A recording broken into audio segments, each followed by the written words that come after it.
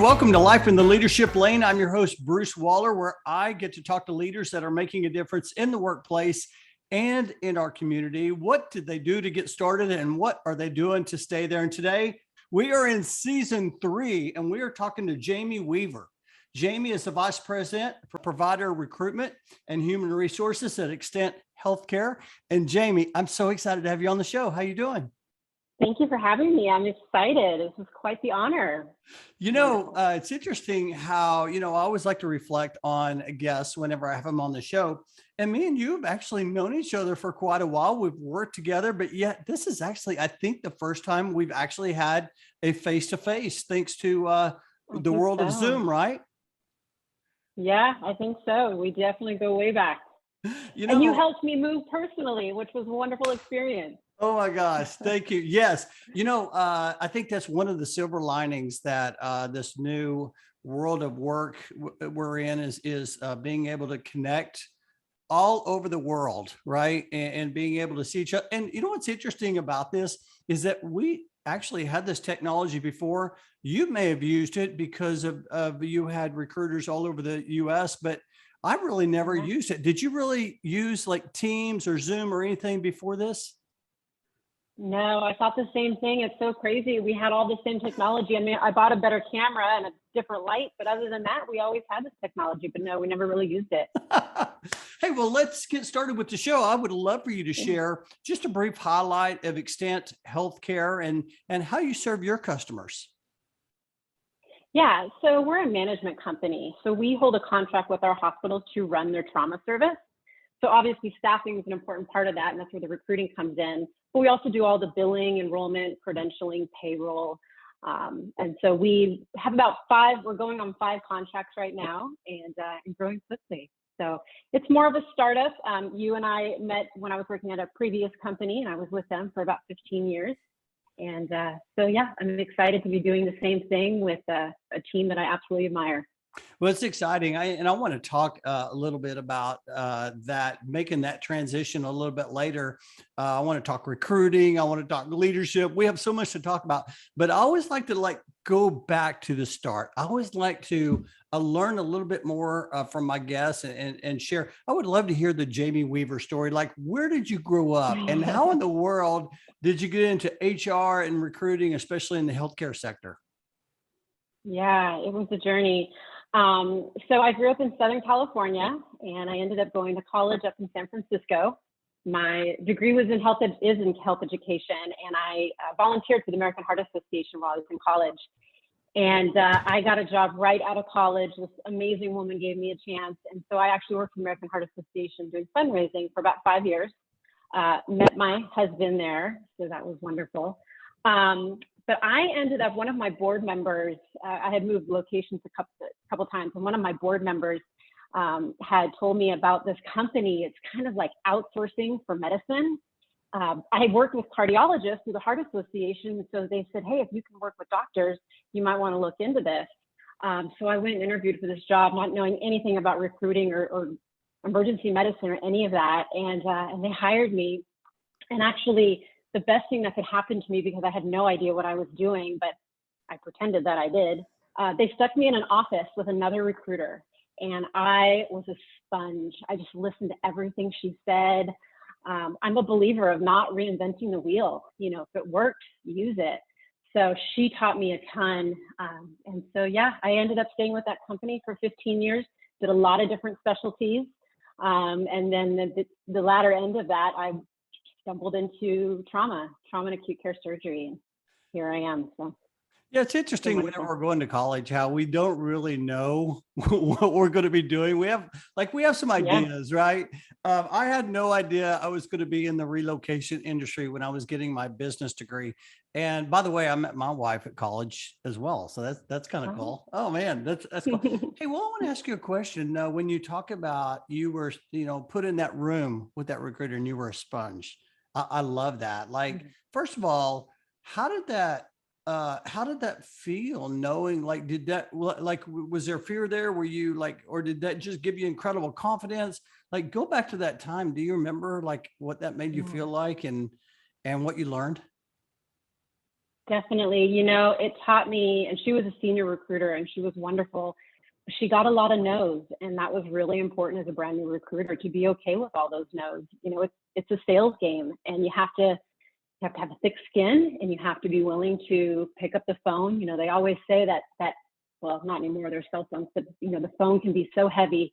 And just to get on and cold call and build relationships and create my own dialogue that was going to fit for me, my spiel.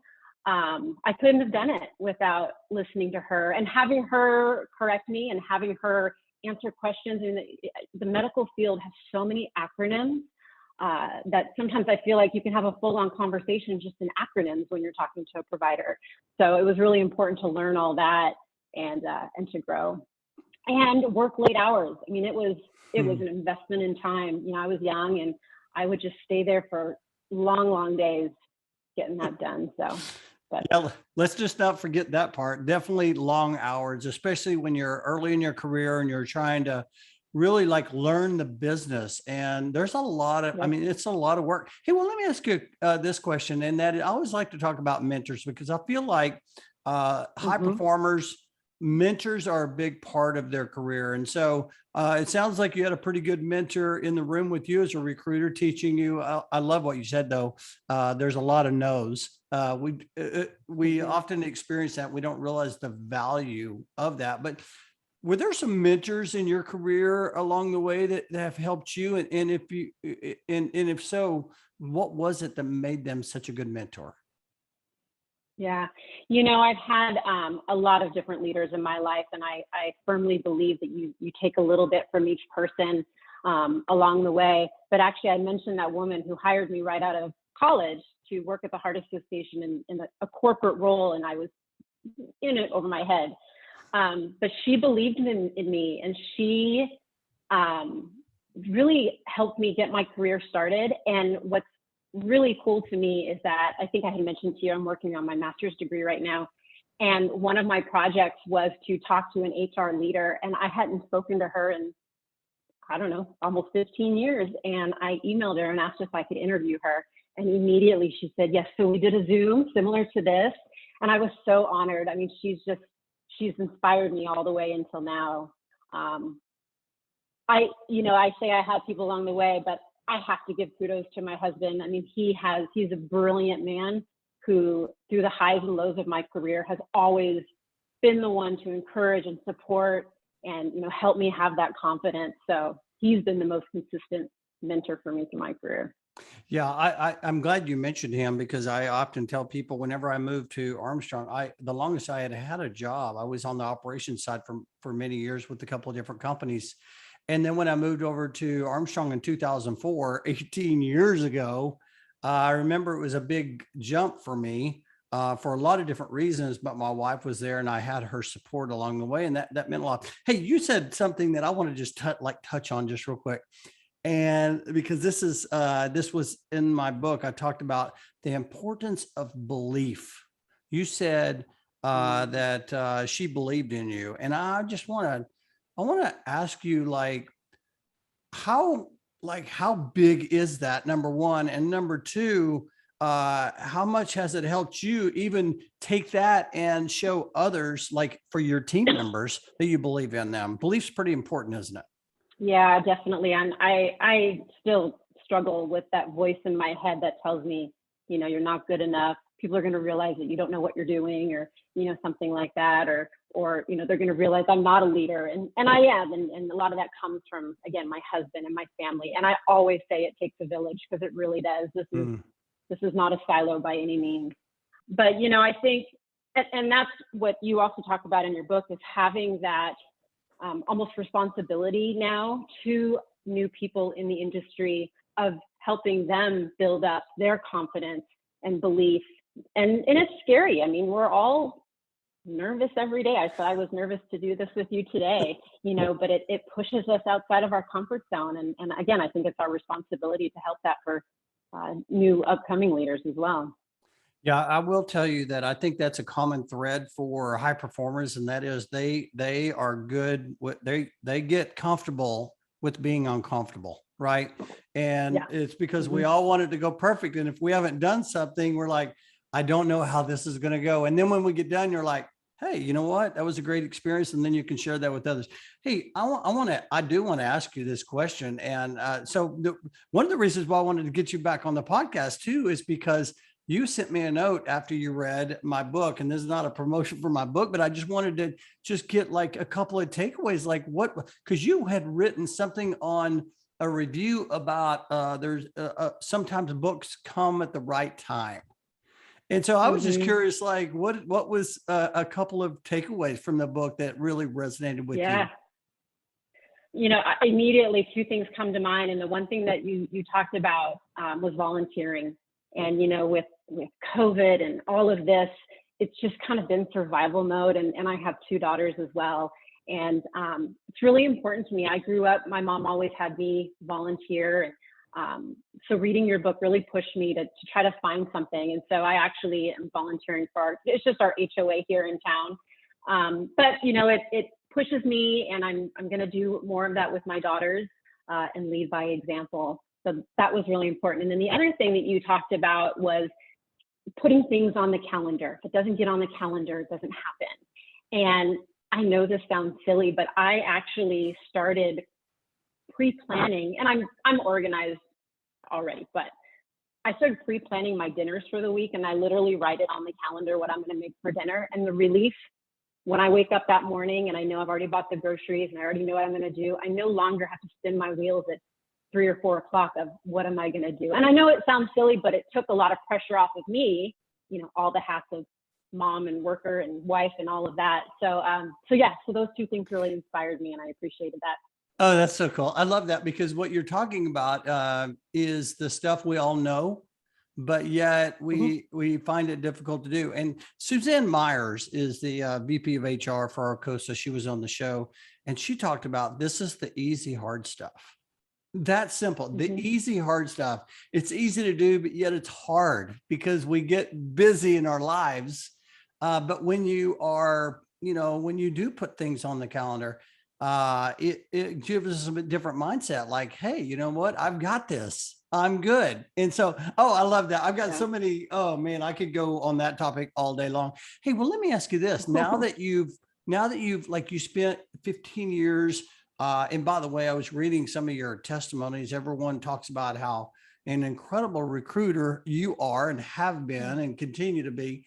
But I want to ask you, now that you're in this role, you've been in this role as VP for a couple of years now. When, was there a moment when you found your lane? Like when you said, I love what I do, or has it been little moments? I was just curious. I always like to ask that question. When, was there a moment you said, I found it. I love what I do? Yeah. What's interesting is when I was with the company that I was with before, I was very happy in my world of recruiting, and it was a big corporate company, and I had managed before, and it just wasn't for me, and for a variety of reasons. So I was very content in just being a recruiter the rest of my career. And a little over 2 years ago, one of the surgeons who I had met through the company I was at, he reached out to me and basically said, look, I want to do what we were doing with this other company, but kind of without all the corporate stuff. And let's build this model that we know and love. And so, like I said, it's small. And it was his idea. He said, I want you to build this. I want you to take all the things that you've learned from your previous job or my job at the time, and what works, what doesn't, what software do you want to work, build how you want to build it. And it was that moment where I thought, oh, I can do that. I know what I like and don't like. In corporate America, you're given these programs, these platforms that you have to use, and these guidelines that you have to follow. So it was very refreshing and nervous. I was very nervous to take on this role where I was basically I was recruiter number one.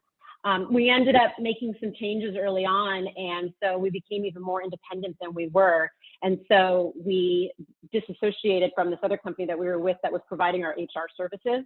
So with that change, my leaders came to me and said, hey, what do you think about HR? I didn't know anything about HR. Of course, recruiting is a big part of that. Right. But I'm a people person. And once I started kind of learning about HR, and even that word is changing a lot right now, people operations. And it's just a really exciting time to get into that field. And again, hence why I'm about halfway through my master's degree in human resource management. But it was exciting. And so I guess my point is I wasn't looking for it. I was happy. I wasn't looking to leave the company I was at. I was able to work from home and travel, and again, being pushed outside of my comfort zone by the help of my husband, I realized that it was a great opportunity and I could do it. And it's been the best push I've ever had in my career. And again, it goes back to people believing in you and me, and this surgeon, he to this day builds my confidence constantly. And that's what pushes me to do what I do. Wow. There's nothing better than belief just being blown into you. I love that. I was actually thinking about when you said that, I was thinking about how a guy once told me, he said, sometimes you don't find your purpose finds you. And how you were talking about, I wasn't looking for that. It would just appear. But you know what? I'm pretty sure that you were becoming more, you were just like getting better and better throughout your career and preparing yourself. Little did you realize you were preparing yourself for that moment, right? Yeah, it's so true. My purpose is to nurture and to connect people. And this role is perfect for me. I couldn't be happier. So. Oh my gosh, I love that. Okay, if you're listening to the show right now, listen, write that down. My purpose is to nurture and connect people. Oh man, that is so good. So good. Hey, well, let's talk leadership. Here we are, 2022, 2 years after, COVID arrived. I'm sure it's been very, very even more challenging. I mean, think about it. You moved over to this company during even a challenging time, especially in healthcare. It's been very heavy. I want to ask you though, if someone said, hey, Jamie, leadership, what is that to you? How would you define that? Yeah. I think it's about building a vision together. We are a team. I never, and like I said, it takes a village. I know I say that all the time, but I think it's really important to listen, to lead by example, be in the trenches. But we're going to get there together. And it's very important that the people that I work with trust me and respect me. Trust is absolutely number one for me. And I absolutely value that. So. I love that. Just really wanting to support people to get them in the right direction in an efficient way. I use the word efficiency all the time too. It doesn't have to be as hard as people make it sometimes.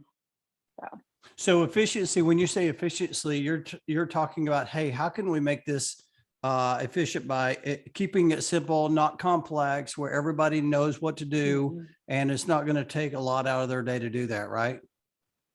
Yeah, definitely. Definitely not spinning our wheels. And like I said, back to being in that room with that recruiter, you don't have to reinvent the wheel.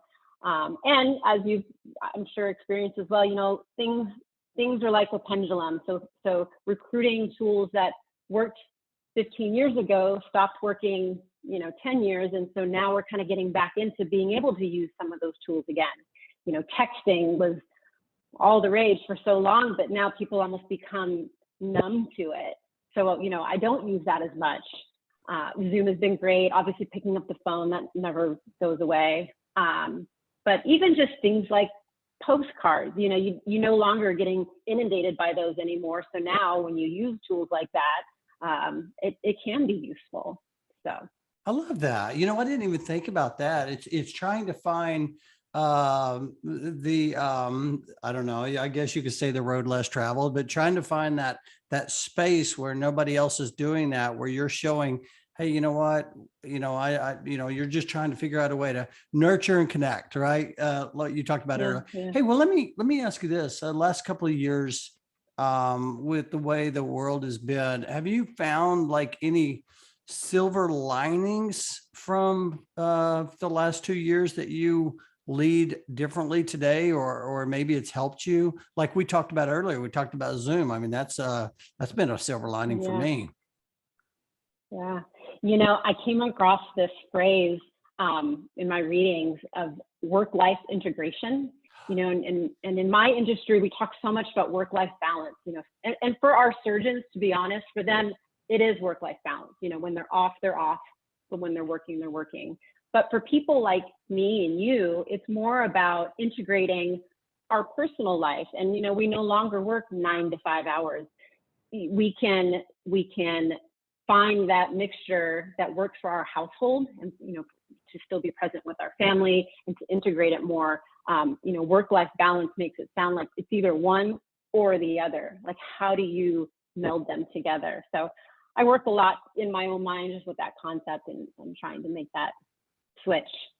I'm glad you brought that up, because I actually I just had written that down right before we got on. I was looking at your LinkedIn profile and I noticed you posted that on LinkedIn. And my question was going to be like, why did you post that? Did you post that for you and it's impacted you so much you want to share it with others? Talk about that. Yeah. So I read it in my reading. And so I had just kind of been having it in my mind, and we're getting ready for a trade show, a conference in January. We're working on all of our, you know, paraphernalia and booth and all that. And we use the word work-life balance. And I said to my designer, I said, I want to change that to work-life integration. And so we've been looking at proofs, and I was looking at it and I thought, no, that doesn't pertain, like I said, to our surgeons. So I actually had him change it back to work-life balance.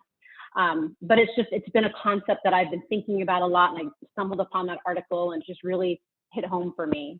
You know, the reason why I wanted to ask you about that was because I read in a book, so the former CEO of Zappos, and he's no longer with us, Tony Hsu. He wrote that about his book. I think his book was called Discovering Happiness or something like that. But he was talking about the importance. It's not about work-life balance. It's about work-life integration.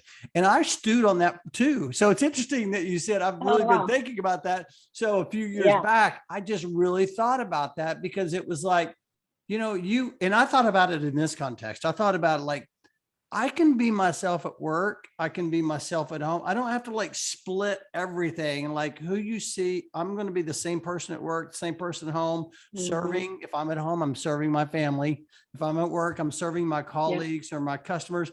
And if somebody wants to send me a text, I'll respond to that text. It's not going to be that big of a deal. And then on the emails, I just kind of figure out, you know, what can I, you know what, I'll answer that tomorrow, no big deal. Or, you know what, I can go ahead and answer that right now. What do you think about that? I mean, that's a tough one, isn't it? Yeah, no, and I actually, it goes back to efficiency. I'm more efficient in my workspace because I can come and go and let my life be more integrated into my work and you know, what I do outside these doors. So yeah, no, I might be working on a weekend, but I'm able to go and pick up my kid at 2 o'clock if I need to. So I love that. And also when you talk about, I may be working on the weekend, the thing about it is that I feel like when we find our lane, when we find our purpose, when we find our calling, it doesn't even feel like work, does it? I mean, yes, we're working hard, but it just doesn't, it just feels different, doesn't it? Yeah. You know, actually, one of my favorite quotes is, if you do what you love, the money will follow. And I'm such a firm believer in that, because I love what I do. I really do. And I can't imagine myself in any other field. So now your firm focuses on recruiting physicians. Is that also include nurses as well, or just physicians? No, we physicians and also APPs, so like physician assistants and nurse practitioners. Oh, okay. Got it. I got it. Oh man. No, listen, I agree with that 100%. As a matter of fact, when I started at Armstrong, I think it was Ray Kroc who had a quote, and I put it on my wall, and it was something similar to what you just said. And I remember one time being so excited about helping a friend of mine's mom. Right. She was in assisted living. She needed to move like a couple of boxes in a little chest from Dallas to Houston. And I loved it so much because I felt like I was helping someone. I wasn't worried about the money. I was like, you know what, all that will come. And I just keep trying to tell people, if they will serve, stop selling and start serving. If you'll just keep serving, good things will happen. Right. Yeah. Yeah. And, in recruiting, I've recruited for all places all over the country, and there are places that I wouldn't necessarily live, but there is a place for everybody. And that's what's so exciting, is not just finding the right job for somebody, but as you experience, is relocating their family and helping, their spouse or their kids find what's going to make them comfortable in that area. It goes beyond just the hospital job. And I love that. It's those relationships again, and changing people's lives. Let me ask you this, and I was going to ask you about developing influence. So first, I want to start on this side. How does someone like you, or recruiters that work for you or with you, how do they develop influence in the process? Because when you first connect with someone, there you have to build some trust there, don't you? And that's not easy. Mhm. How do you develop influence to be a great recruiter? Yeah. I think listening, I know listening is very, very important. Too often, and I won't get into generations, but too often I see people who talk at the candidate or at the C-suite, and it's so important to listen. And that's really where you build those connections in my mind. I'm the only woman in our leadership team, and I feel like I bring a different perspective to the team. I love that listening. As a matter of fact, when I did a presentation, and you probably read it in my book on chapter 3 about speaking influence, I went out and I said, hey, these are the 5 things. And I call it's part of the sales process, but it's about building influence. And, it was about building trust, defining the right problem, building a business case, developing sponsors, and being persistent. And I went out to leaders and I said, hey, out of all these things, like, what are the most important things? Listening was by far the most important feedback I got from high performers when it comes to developing influence. And here you are sharing that same thing. It's about listening and understanding and relating and listening more, right? Yeah, I even notice when I talk to candidates, I will change the tone and subconsciously change the tone of my voice to kind of match, their cadence and kind of their vibe, and how that conversation is going. It's one thing to just rattle off all the statistics and all the facts of the job, but that's not for everybody. Asking them what's important. Pretty much the second or third sentence I say is, what's important to you in this new job? What are you looking for? And then once they tell you those things, then you sell to those items. You talk about those items, not all these other things that they don't want to hear that they might just space out because it's not something that's important to them. Yeah. Yeah. That's so good. That's so good. And being persistent. I love that you said the word persistence, because that is also very important. And I teach my daughters that. Don't give up. Don't assume that somebody feels, a certain way. Be persistent and get that closure. I will tell you that every time I talk about that, I'll have somebody in that when I'm doing a presentation, I'll have somebody in the audience, I'll ask them for takeaways. And every single time someone will bring up, I'm glad you brought up persistence, because I often, when someone pushes back, I quit. I just like, oh, okay. Rather than, and it goes back to belief. It goes back to belief. Yeah. If you believe in something and you really, really believe it's going to help, you got to keep being persistent. You got to keep pushing for that, right? Yeah. Yeah. And maybe I just didn't give them enough information. Maybe they need more, instead of me shutting down and taking that. And that goes back to taking the no's. Sometimes no's are just another opportunity to provide more information. So, there's the no's. Yeah. Little did you realize when you're sitting in the room with the other recruiter, how, what that meant, the no's. It's like, well, I just didn't give them enough information, or maybe I haven't shown them we have the value they're looking for. There's so many reasons, but if you believe in what you're doing and that you will help, you just keep on pushing. Hey, I want to ask you, so first of all, you got great energy. I love it. But you're also driven. And I want to just ask you, like, what drives you as a leader? Drives me as a leader. I want my daughters to look up to me. I want them to see that, women can do anything they want. And, that's what a lot of the podcasts and things that I listen to are about, or, being empowered as a mother and being empowered as a woman.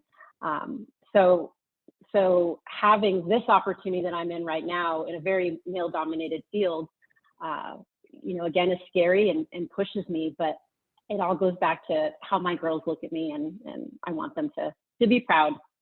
Oh man, I love that. I know they are proud and will continue to be proud. That gives me chills.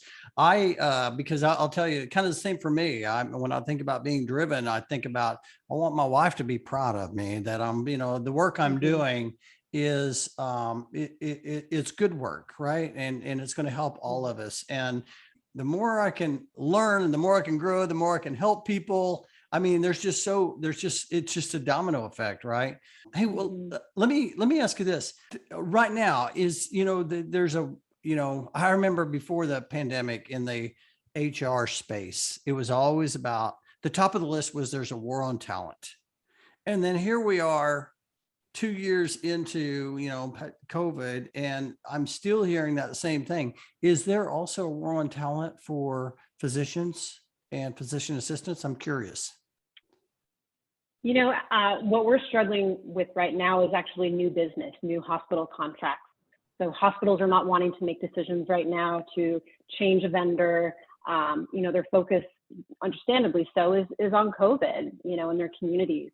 So we've been fully staffed now for a while. I don't have any openings, and I haven't for a while.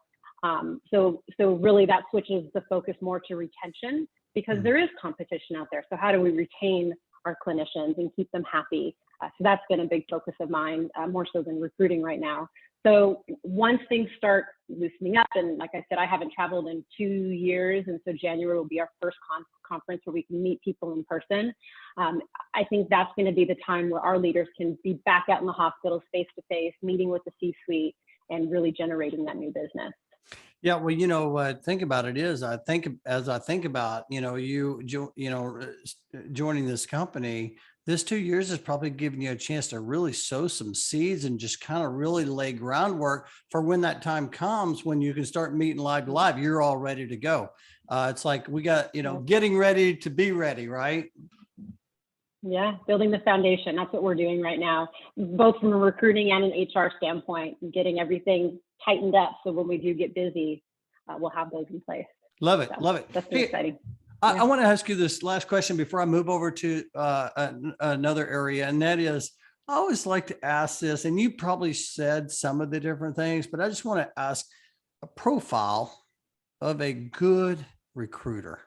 Like if you were like looking for a good recruiter, or you were looking at the different things a good recruiter does, what are a few things? I mean, because there's some people that are listening to the show. They're in HR, they're in recruiting, talent acquisition. They're in a lot of different areas.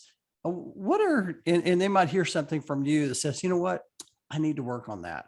What are some different things? And like I also mentioned, I saw on LinkedIn, people have given you some great recommendations because you're a great recruiter. So give me 2 or 3 things that you feel like would make or has made you a great recruiter, or people that you've seen are great recruiters. Yeah, you have to be organized. To let a ball drop in this industry, I mean, you could lose a candidate.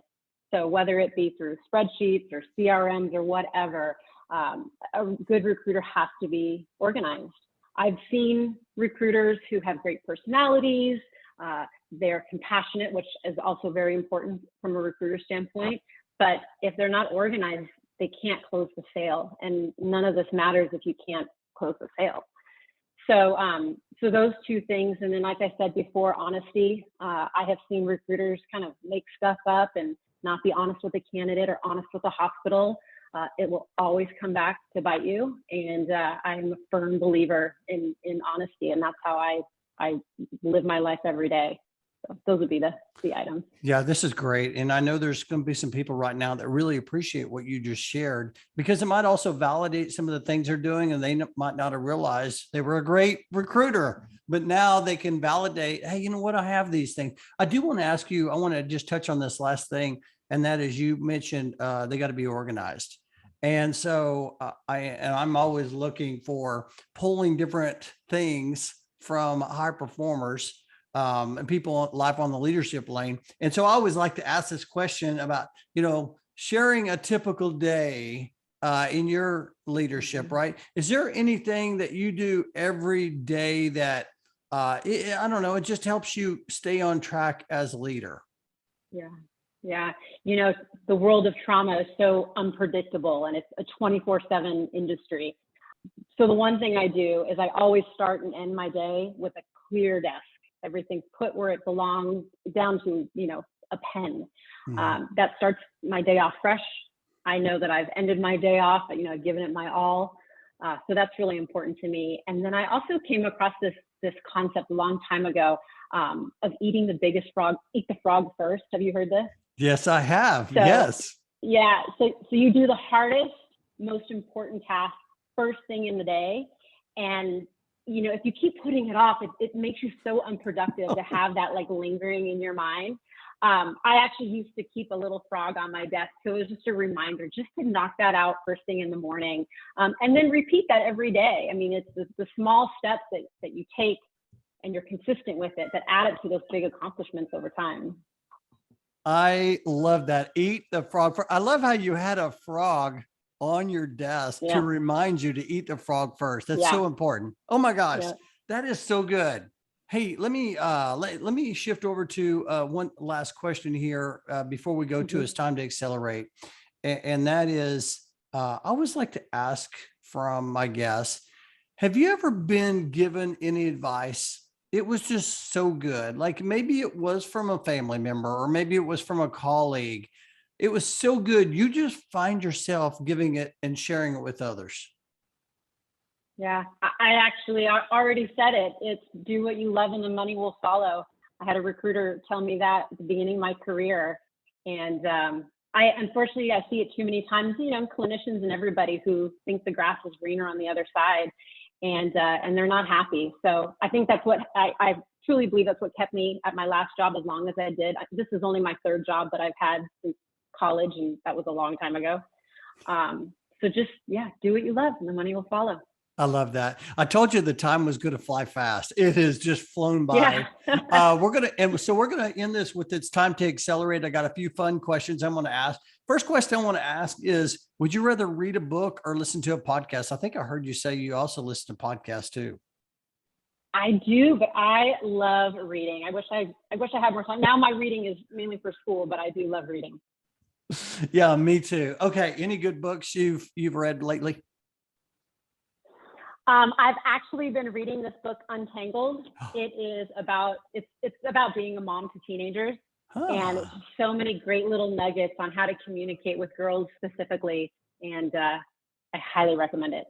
Yeah, so I'll put that in the show notes if somebody wants to click that. And what I love about that is that high performers, I feel like they read a little bit of everything, like whatever's important in their life during that time. It's not just always about business books. It's just about life. Yep. I love that. I guarantee you there's going to be Absolutely. some people that are going to click that link and want to check that out.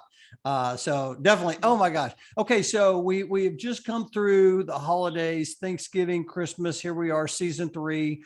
We're actually taping this right before Christmas, but it's going to play in January. And I always like to ask this question. So Jamie, what are you most grateful for? My family and my health. Absolutely. Yep. Especially during these times. Yeah. No kidding. Oh my gosh. So I got 2 more questions for you. First question is, what energizes you outside of work, right? I mean, so you work a lot. I know you do, just because I understand the role you're in and the leadership and all of the things that you're doing. But outside of that, like what else do you like to do? I keep talking about this too, but learning. I love to learn, whether it's through the eyes of my girls or I love yoga, so I'm always learning about myself and my space and how to take better care of myself. So just, again, that sponge, being a sponge and just always be learning. I think that's one of the most important things we can do as we grow in our careers, learn to take care of ourselves and really focus on that. A lot of times we get so focused on the work stuff, we forget about ourselves. I do want to ask you, because you mentioned this and I saw it on your LinkedIn, you recently took a LinkedIn learning called New Manager Foundation. Did you like that? I did. Yeah. It was really, actually, LinkedIn does such a great job with those platforms. I want to do more of those.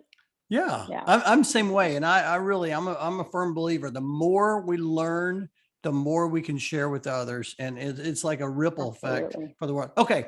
Here's my last question, Jamie. And this is one of my favorite questions I Yeah. like to ask on the show. And here's the question. Jamie, 10 years older, is around the corner and she's knocking at your door and you're going to go answer that door. What's she going to tell you? Yeah. Be true to yourself. Don't change for anybody else. Don't try to be something for everybody. Be authentic. I had read this quote, you know, it's okay to have scars. It's what tells your story. And so I think that's really important that's exactly what I would tell myself.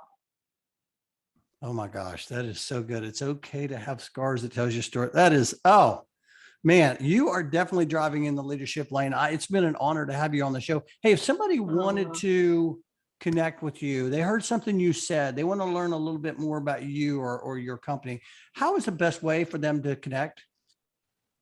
Yeah, so I'm on LinkedIn at Jamie Weaver 1, and that's the best place.